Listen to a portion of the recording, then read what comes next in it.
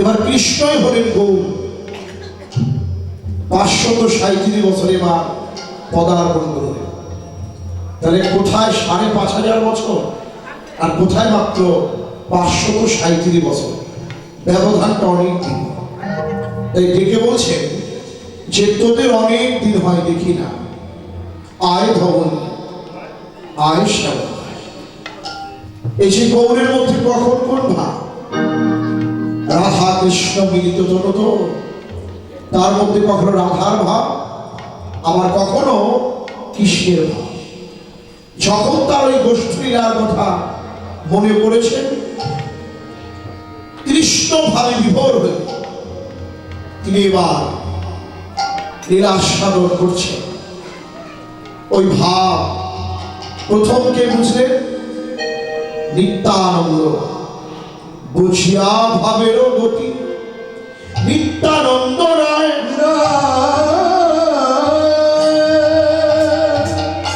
সিংহায় শবদ করি বদন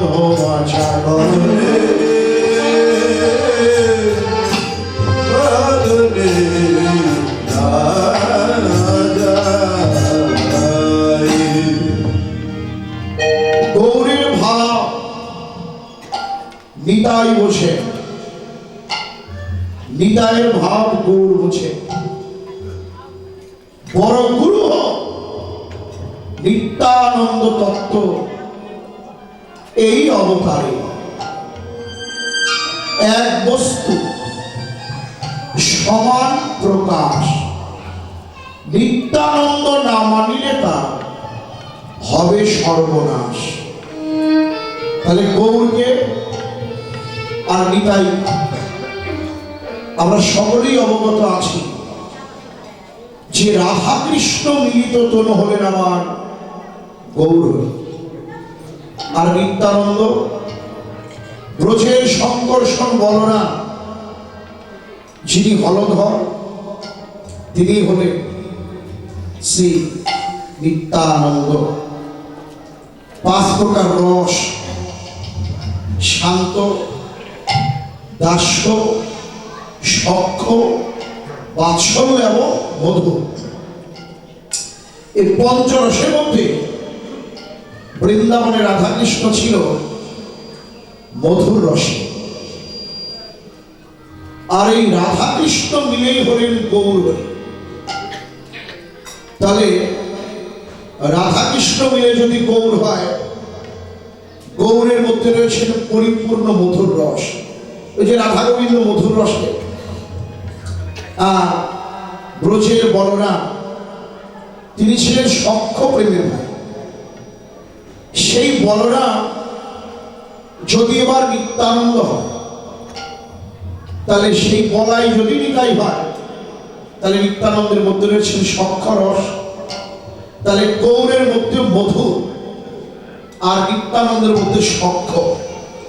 তাহলে নিতাই এবং গৌর তারা দুইজনের সমান, এই কথাটা প্রমাণিত হলো না।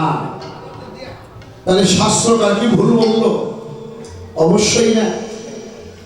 কোন কোন বৈষ্ণবেরা নিত্যানন্দকে অনঙ্গমঞ্জুরি বলে আখ্যায়িত করে। অনঙ্গমঞ্জুরি মানে কিছুটা মধুর রস আমার নিত্যানন্দের মধ্যে রয়েছে। হে বৈষ্ণবগণ, আমার ভক্তিবতী মায়েরা, জয় গৌর, জয় নিতাই। তাহলে সেই নিত্যানন্দের মধ্যে যদি কিছুটা মধুর রস থাকে, তাতেও নিতাই গৌর সমান হলো না। কেন হলো না? আমার গৌরের মধ্যে যতটুকু রয়েছে ঠিক ততটুকু যদি নিত্যানন্দের মধ্যে প্রবেশ করানো যায়, তাহলেই হবে নিতাই এবং গৌর সমান।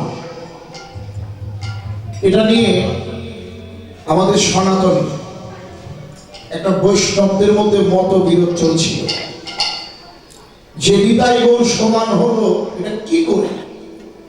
এটার প্রমাণ দিলেন আমাদের মহাবতারী প্রভু জগৎবন্ধু সুন্দর। তিনি বললেন, শোনো, নিতাই এবং গৌর এক সমান। নিত্যানন্দের মধ্যে কিভাবে পরিপূর্ণ মধুর রস ঢুকলেন, আসল জেনে নিন। এই প্রমাণটা বিশ্ব বরেণ্য দার্শনিক ভগবত গঙ্গোত্তরী ডক্টর মহারামব্রত ব্রহ্মচারীজি সুন্দর লিখনীতে আমরা পেয়ে থাকি, যে কি করে নিত্যানন্দ এবং গৌর সমান হলো এবং নিত্যানন্দের মধ্যে কি করে মধুর রস প্রবেশ করল। টেনে আনলেন ভবন বিরহ মাথুর প্রমাণ করিবার জন্য শ্রীধাম বৃন্দাবনে অগ্রুর মণি বিশাল রথ নিয়ে এসেছে। বৃন্দাবনের ব্রজাঙ্গনাগণ বলা বলি করছে, আমাদের বৃন্দাবনে এত বড় রথ আগে তো কোনোদিন দেখি নাই রে। ব্রজগোপীরা রথের নিকট ধাবিতা হলেন। রথের সারথিকে প্রশ্ন করলেন, তুমি কে, কেনই বা এসেছ, তোমার নাম কি, থাকো কোথায়? রথ থেকে সারথি উত্তর দিলেন, নাম আমার অগ্রু, থাকি আমি মথুরা, আমি হলো কংসের দূত, এসেছি তোমাদের প্রাণের প্রাণ কৃষ্ণধনকে ব্রজপুর থেকে মথুরায় নিয়ে যাও। বৃন্দাবনের ব্রজগোপীরা বললেন, কি বললে তোমার নাম? অগ্র। নামটা তোমার ভালো, কিন্তু স্বভাবটা তোমার বড় ক্রূর সম্পন্ন স্বভাব। হারে অগ্র, যে কৃষ্ণধনকে এক পলক না দেখিলে শতযুগ দেখি নাই বলে মনে হয়, সেই প্রাণবন্ধনকে বৃন্দাবন থেকে মথুরায় নিয়ে যাবে। বৃন্দাবনে ব্রজগোপিকারা একে অপরের কণ্ঠ ধরাধরি করে হা কৃষ্ণ বলে ব্রজের পথে লুটিয়ে লুটিয়ে কাঁদতে আরম্ভ করলেন। সখীদের মধ্যে প্রধান সখী শ্রীমতী রাধারানী ভোলণ্ঠিতা হয়ে ব্রজের পথে পড়ে রইলেন। অক্রূরকে বললেন, হারে অক্রূর, কৃষ্ণধনকে যদি এই ব্রজপুর থেকে নিয়ে যেতে হয়, আমি ব্রজের পথে দেহ বিছিয়ে দিলাম, আমার বুকের উপর দিয়ে রথের চাকা চালিয়ে নিয়ে চল। যখন এই কথাটা বললেন, কৃষ্ণ রথ থেকে নামবে, প্রেমময়ী শ্রীমতী রাধারানীর হস্ত দুখানি ধরে বলছেন, রাধে তুমি ওঠো, ওঠো রাধে, আমি আজ যাব, কাল ফিরে আসব। এই বলে কৃষ্ণের চূড়া বাঁশি রাধার হস্তে সমর্পণ করলেন। এই যে কাল বলে গেল, সেই কালেরা কাল হল কৃষ্ণ হারা বেদনা শ্রীমতী রাধারানী সখীদের কণ্ঠ জড়িয়ে ধরে বললেন, সখীরে আসি বলে বধূ গেল, আর তো ফিরে এলো না রে। বল বল, এই কৃষ্ণ শূন্য বৃন্দাবনে সখী আমার জনম ভরে। রাধারানী বললেন, সখীরে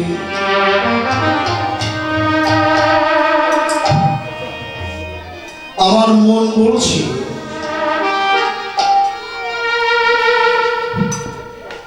আমি আর বেশি দিন বাঁচব না।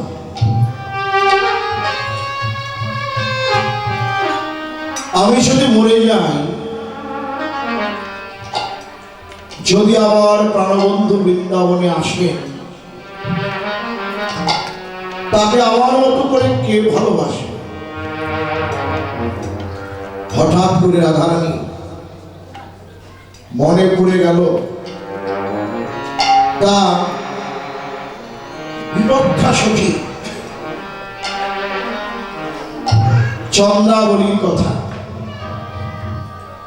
রাধারানী ছিলেন সপক্ষা,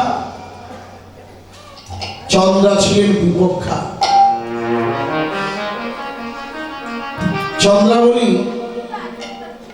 গোবিন্দকে সেবা দিয়ে ভাবতে যে আমার দ্বারাই বুঝি প্রাণ গোবিন্দের সেবা সম্ভব। আর রাধারানী গোবিন্দকে সেবা দিয়ে ভাবতে যে আমার দ্বারা কোনোদিন গোবিন্দ সেবা হলো না, হবেও না। এই জগতে যারা ভজনশীল বৈষ্ণব, তারা এই কথাটাই বলে যে আমি ভজন শুনব, আমি সাধন শুনব, আমার দ্বারা গোবিন্দের সেবা হলো না। তোমরা সাধুগুরু বৈষ্ণব সবাই আমাকে এই করুণা ভিক্ষা দাও, আমি যেন সেই প্রাণ গোবিন্দের চরণে আত্মসমর্পণ করে।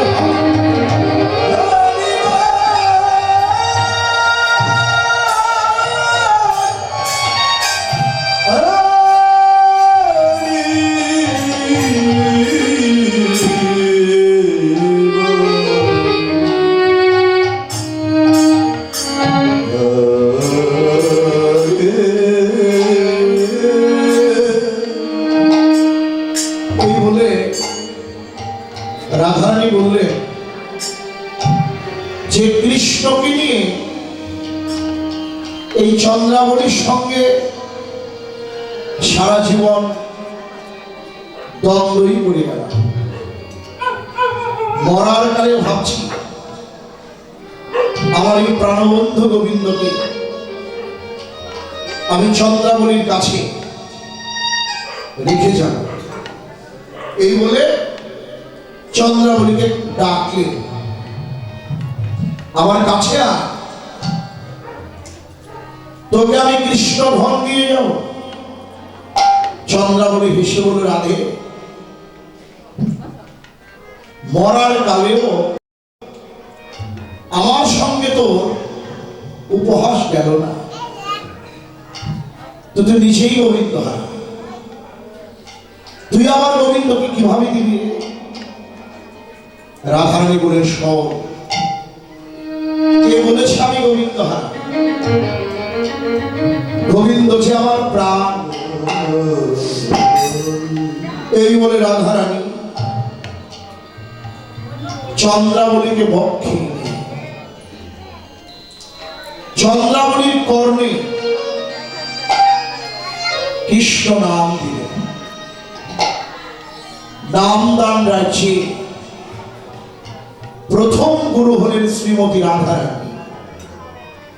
গ্রহণ রাজ্যে প্রথম শিষ্যা চন্দ্রাবলী। যখন নাম দিয়েছেন তখন বললেন, রাধারানী বললেন, আজ থেকে আমি তোর গুরু, দক্ষিণা করবি না। এই যে এতগুলো কথা শুনলে, মূল হচ্ছে দক্ষিণা। কি দক্ষিণা? রাধারানী দক্ষিণাটা চেয়ে নিলেন যে আমি আর আমার প্রাণবন্ধু গোবিন্দ দুই অঙ্গ একাঙ্গ হয়ে মধুর রসে পূর্ণ হয়ে গৌর হয়ে যাব নদিয়া ব্রজে। শঙ্কর্ষণ হলধর বলরাম করিতে হবে নিত্যানন্দ। চন্দ্রা, দক্ষিণা তো দিবি, আমাকে সেই দক্ষিণা তুই দান করবি। তুই সেদিন নিত্যানন্দের মধ্যে পরিপূর্ণ মধুর রসে প্রবেশ করবি।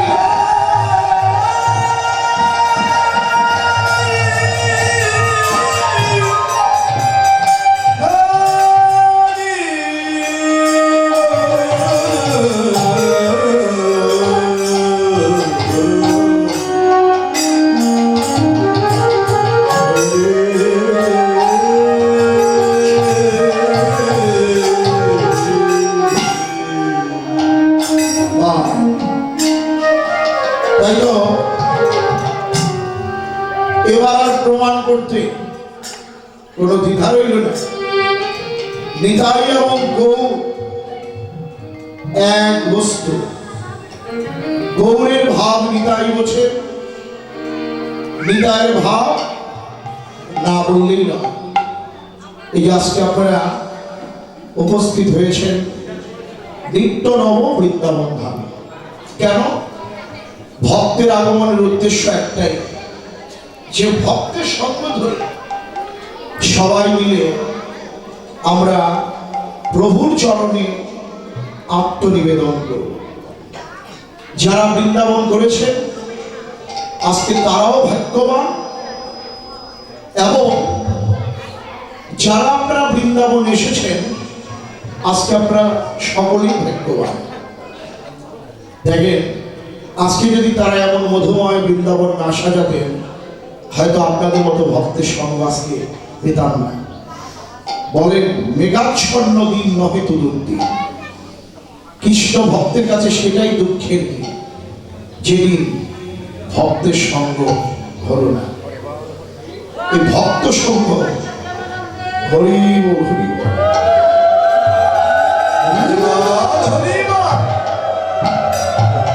আর এই ভক্তের সঙ্গ ধরে আমরা ভগবান আত্মসমর্পণ করব। যে চরণ দিয়ে ত্রিভুবনকে জয় করেছে, স্বর্গ, মর্ত এবং পাতাল।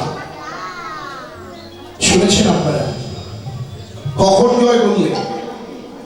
বলি রাজার যজ্ঞস্থলী। রাজা যজ্ঞের আয়োজন করলেন। যজ্ঞের নাম কি? দান যজ্ঞ। যে যেমন দান চাইবেন তাকে তেমনি দান করবেন। সকলকে দান করছেন। এখন অনন্ত কোটি ব্রহ্মাণ্ডের কর্তা ভগবান বামন হয়ে গেলেন রাজার যজ্ঞস্থলীতে। বামন মানে কি? খাটো, ছোট। এখন সকলকেই দান দক্ষিণা করছেন। বামন বলছে, ও রাজা, সকলকে তো দান করছো, এখন আমাকে কিছু দাও। রাজা এখনো চিনতে পারেনি এই যে ভগবান। বলে, তোমার কি চাই? বললেন যে আমি তোমার কাছে বেশি কিছু চাইব, আমি তোমার কাছে মাত্র ত্রিপাদভূমি চাই। রাজা একটু হাসলেন, অহংকার নিয়ে বললেন যে তুমি দেখতেও যেমন ছোট, তোমার চাওয়াটা তেমনি ছোট। এত বড় রাজা আমি, আর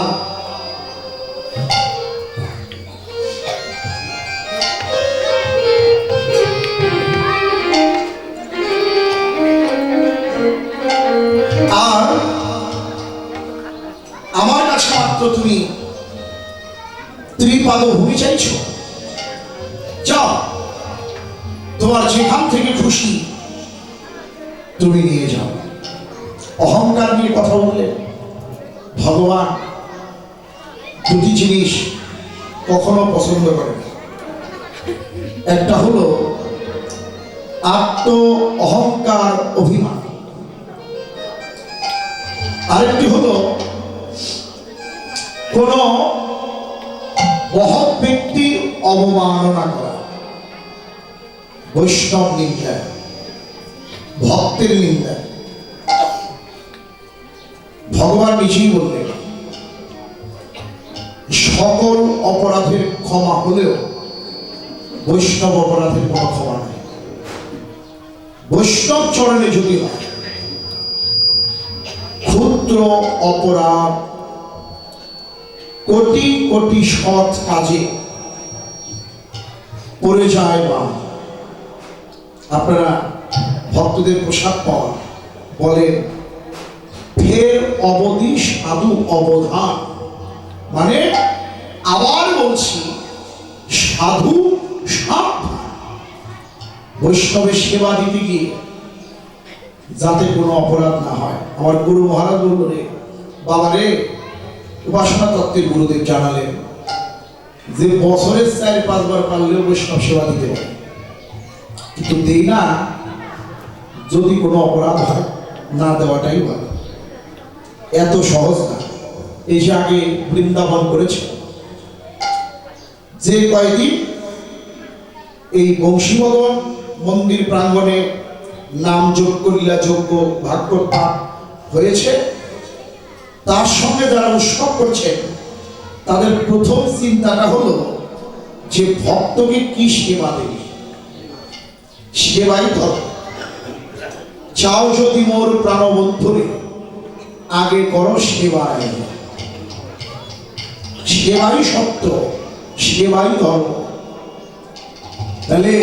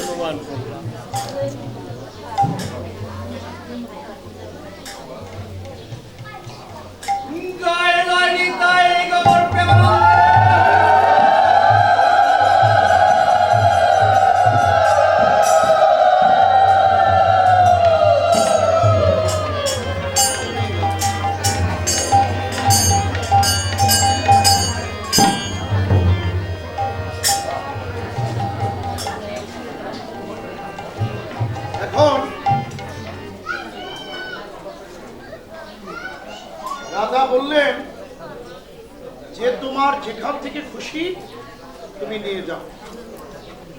অহংকার, যে অহংকার করেন, অহংকারের গর্ব তিনি চূর্ণ করেন। যখন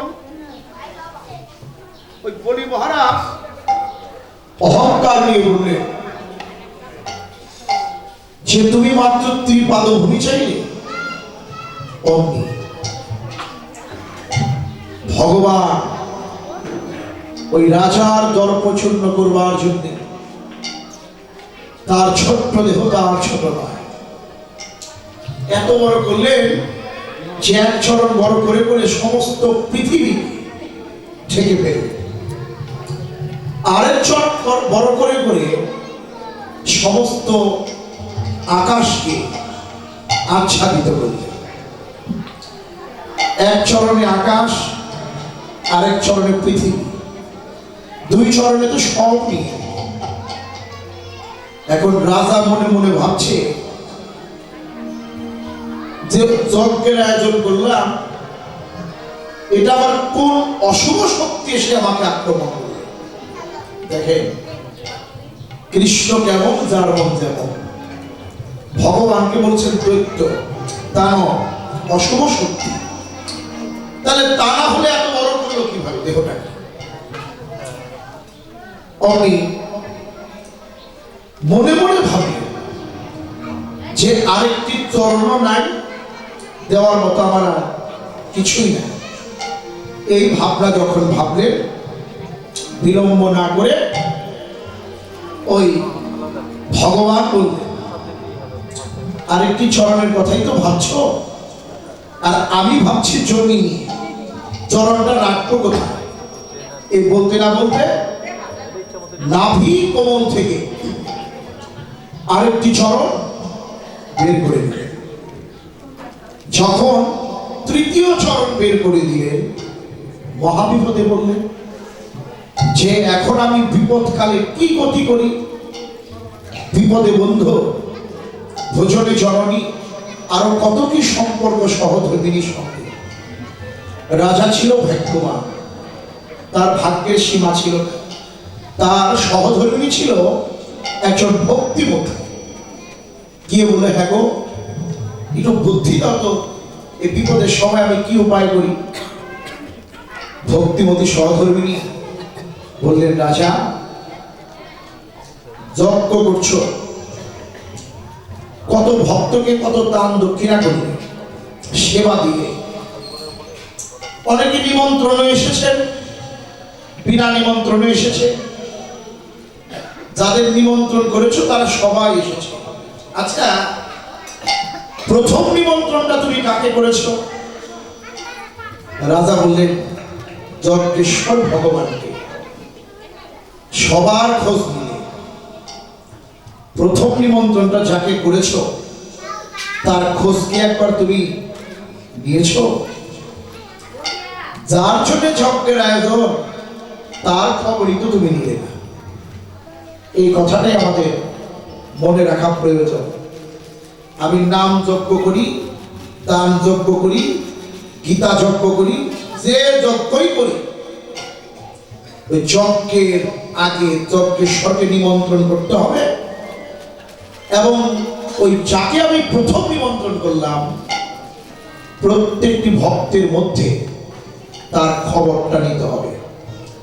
যদি প্রত্যেক ভক্তের মধ্যে তার দর্শন করতে পারো, তাইলেই তোমার এই যজ্ঞ করা সার্থক।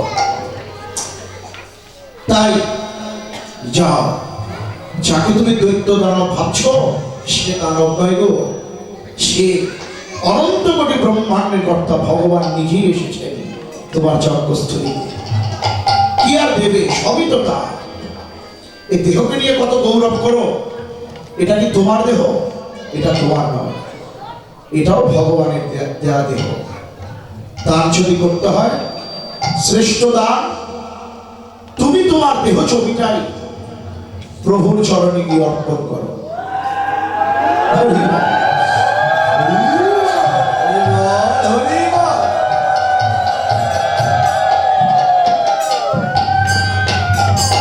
ছুটে গেলেন রাজা, প্রভু সবই তো তোমার,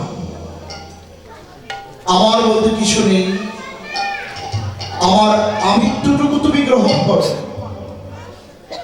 আমি তোমার